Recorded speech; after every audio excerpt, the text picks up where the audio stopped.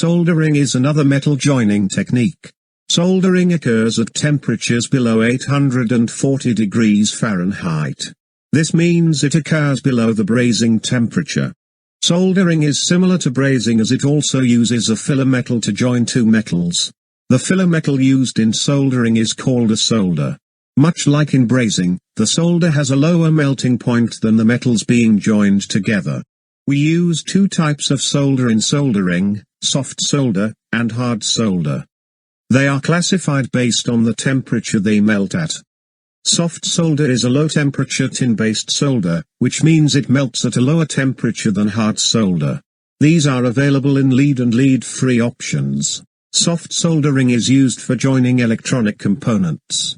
It uses soldering iron to heat the tin-based solder. Hard soldering creates a stronger bond compared to soft soldering and involves higher temperatures to melt the solder material.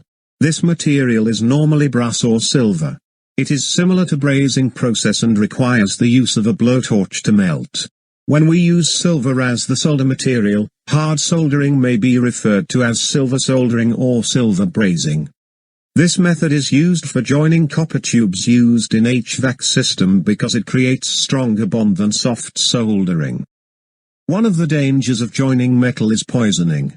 When the lead in the filler metal or solder is heated, it can release toxic fumes.